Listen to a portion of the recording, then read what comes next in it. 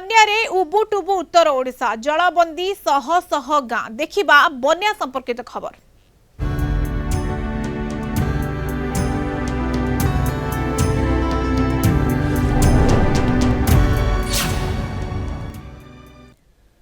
भांगिला Kapoor dam Keonjhar जोड़ा block Vasudevpur ठारे बैतरणी उपरे निर्माणाधीन कानुपुर बृहत जलसेचन प्रकल्पर कपर डैम भांगी जाइछि। बाजुछि सतर्क साइरन। मुख्य डैम रो 6टी रेडियल एवं 2टी डिप्लीशन स्लुइस गेट खोला जाइछि। नई पाखिया गाँ एवं तलिया अंचल रे लोकंकु प्रशासन पक्षरु सतर्क करा जाउछि। गतकाली कपर डैम रे फाट सृष्टि होइथिला। दिगंबर बेहरा जोड़ा रिपोर्टर आम सहित जोड़ी होती। दिगंबर वर्तमान समय जो कपर डैम टी भांगी कौन स्थिति वर्तमान सेठारे जो केन्दुझर जिला जोड़ा ब्लॉक वासुदेवपुर ठारे कानपुर डैम निर्माण करा गतकाली गोटे कपर डैम थिला। से कपर डैम रो फाट सृष्टि होइतिला एवं आज सकाळु 7:30 समय से कपर डैम टी भांगी जाइछि एवं पाखापाखि 30 फुट घाई है।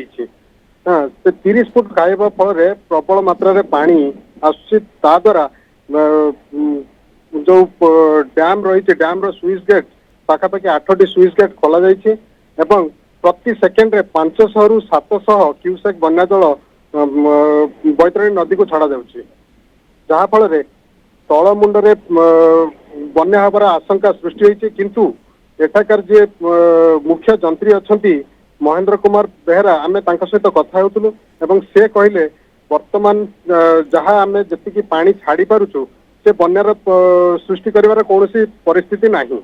किंतु प्रकृत रे देखिबा को गले वर्तमान बैतरणी नदी रे प्रबल रु अति प्रबल मात्रा रे पानी बढ़िबार लागिछि। तळ मुंडरे कोनोसी मुहूर्त रे बन्या परिस्थिति सृष्टि होई पारे। तो कपर डैम टी भांगिबा फଳରେ वर्तमान समय स्थिति गंभीर होइछि कुआ जाय पारे।